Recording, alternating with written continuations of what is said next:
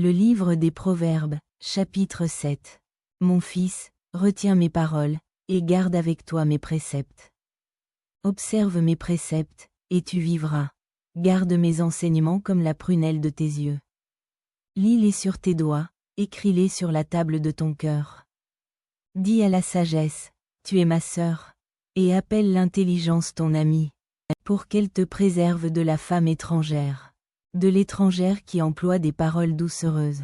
J'étais à la fenêtre de ma maison, et je regardais à travers mon treillis. J'aperçus parmi les stupides, je remarquai parmi les jeunes gens un garçon dépourvu de sens. Il passait dans la rue, près de l'angle où se tenait une de ces étrangères, et il se dirigeait lentement du côté de sa demeure.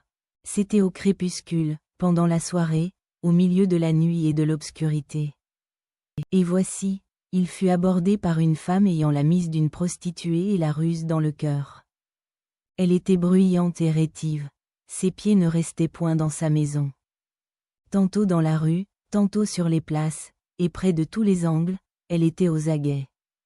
Elle le saisit et l'embrassa, et d'un air effronté lui dit : « Je devais un sacrifice d'action de grâce, aujourd'hui j'ai accompli mes vœux.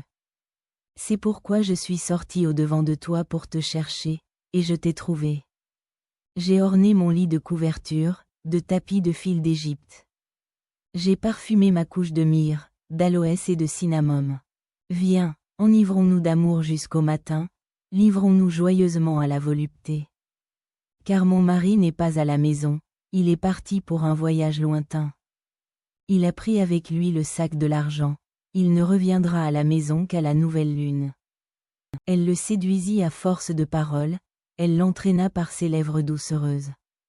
Il se mit tout à coup à la suivre, comme le bœuf qui va à la boucherie, comme un fou qu'on lie pour le châtier, jusqu'à ce qu'une flèche lui perce le foie, comme l'oiseau qui se précipite dans le filet, sans savoir que c'est au prix de sa vie.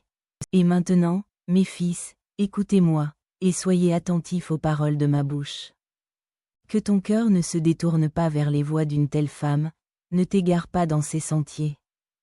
Car elle a fait tomber beaucoup de victimes, et ils sont nombreux, tous ceux qu'elle a tués. Sa maison, c'est le chemin du séjour des morts. Il descend vers les demeures de la mort.